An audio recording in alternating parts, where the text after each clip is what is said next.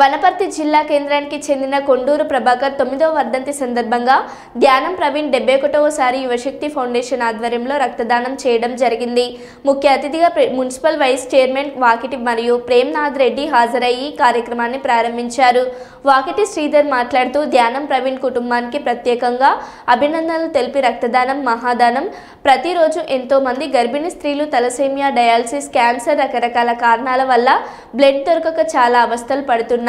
ఇలాంటి నేపథ్యంలో ధ్యానం ప్రవీణ్ 71వసారి యువశక్తి ఫౌండేషన్ ఆధ్వర్యంలో రక్తదానం చేయడం చాలా గొప్ప విషయమని తెలిపారు.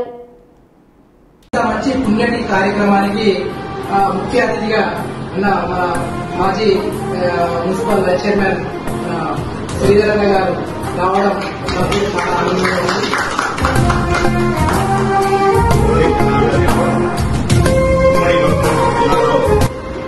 రక్తదాన శిబిరాలు అనేకం గతంలో నుంచి నిర్వహిస్తున్నటువంటి నిర్వాహకులకు అభినందనలు తెలియజేస్తూ మరి ముఖ్యంగా ఈరోజు వారి తండ్రిగారైనటువంటి ప్రభాకర్ గారి వర్ధంతి సందర్భంగా కొండూరు ప్రవీణ్ కుమార్ 71సారి రక్తదానం చేయడం నిజంగా అభినందనీయం. యువతకంతా వీరిని స్ఫూర్తిగా తీసుకోవాలా.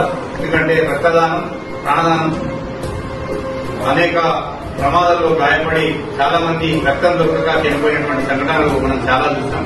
ఎక్కడికక్కడ బ్లడ్ బ్యాంకులలో రక్త నిల్వలు ఉండేటట్టు మనం యువత చూసుకోవాల్సిన బాధ్యత మనందరిపైన ఉంది.